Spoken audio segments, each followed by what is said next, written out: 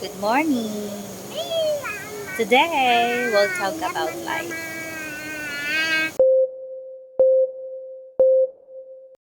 Napakaganda ng mga chandelier na to. Hindi ko alam kung chandelier talaga yung tawag nito, pero yung display na to napakaganda.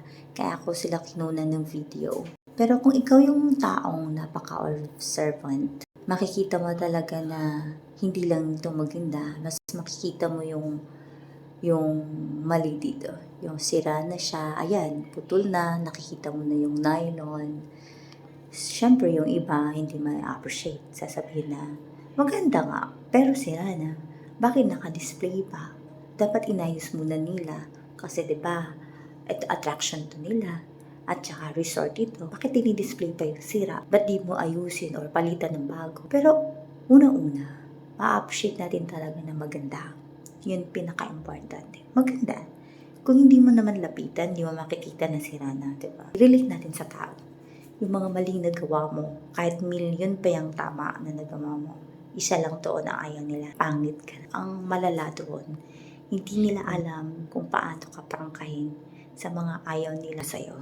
Kaya minsan, pag nagkakaipon-ipon sila, pinag-uusapan ka nila at iniisa-isa nila yung mga ayaw nila sa'yo. At ikaw naman kapag narinig mo yun, syempre, normal lang sa atin na masaktan, di ba? Bakit hindi nila sabihin ng harap-harapan? Bakit kailangan pa na pag-usapan? Una, hindi nga nila alam kung paano kaprangkahin. Pangalawa, kapag hindi nila yan inilabas, magiging hate ka nila lalo.